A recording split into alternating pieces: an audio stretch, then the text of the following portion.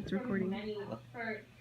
Since the surprising election of President Donald Trump, stocks have increased and bonds drastically decreased in prices.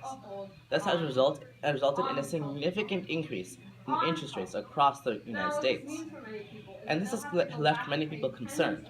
For example, according to an article published by the New York Times on February 1st, 2017, according to a New York Times survey about these interest rates, 60% of Americans are concerned about these interest rates, while 30% are not, and 10% choose to remain neutral or abstain. And what this means is that many Americans are concerned about whether these interest rates will hurt their economy and hurt their lives. And many people seem to be asking the same question. What will be the impact of the rising interest rates in the United States?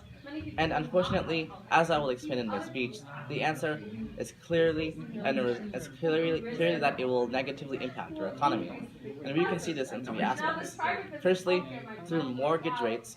Secondly, through the auto industry. And thirdly, through student loans. Moving on to my first area of analysis, where I discuss the impact rising interest rates will have on mortgage rates.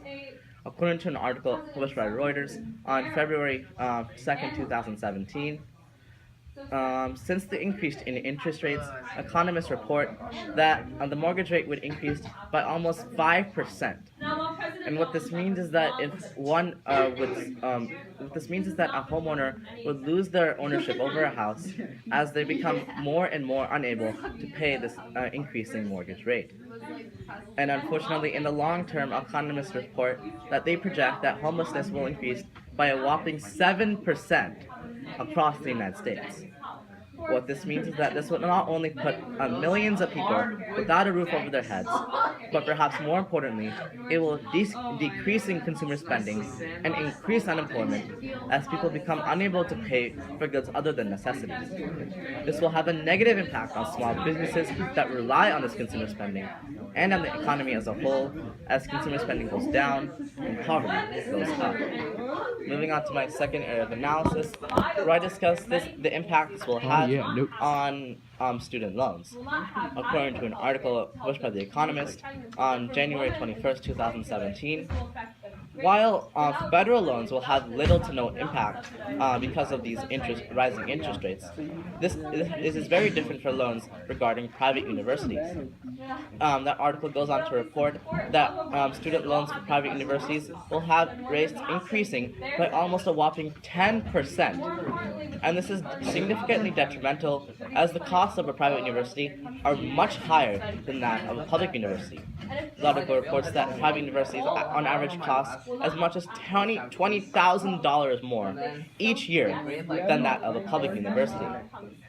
From this we can see that students will slowly and surely go into debt and bankruptcy as those from attending private universities such as Stanford University and Harvard are unable to pay the loans that they need for a better life.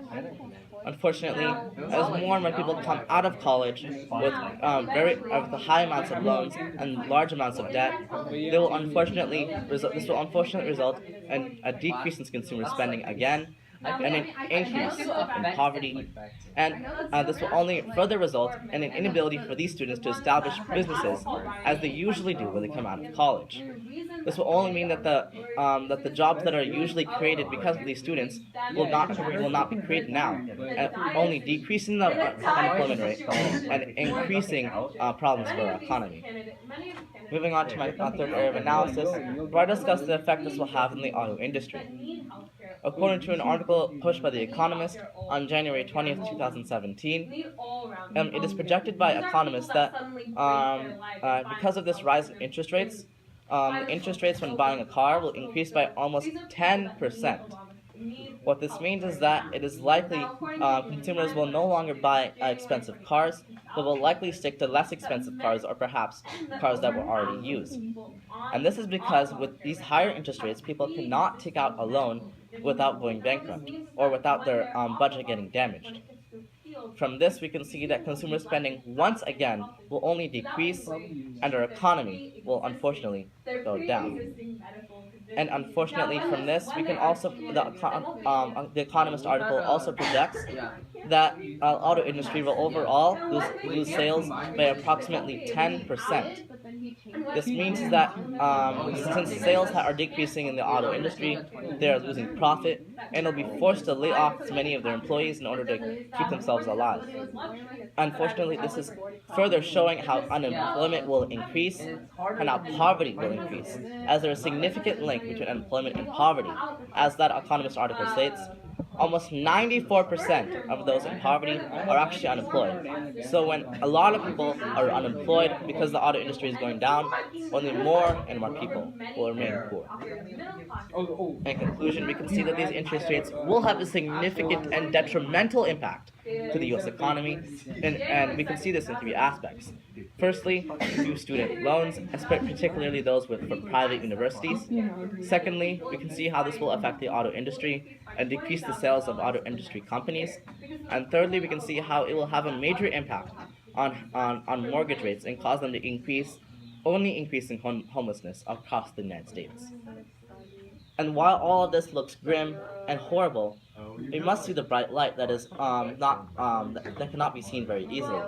We must realize that we came out of a housing crisis that was very detrimental to our economy, which means that maybe perhaps in the next few years we can come out of something similar and see a bright future for the American economy and the American people.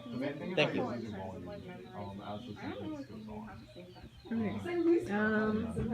Okay.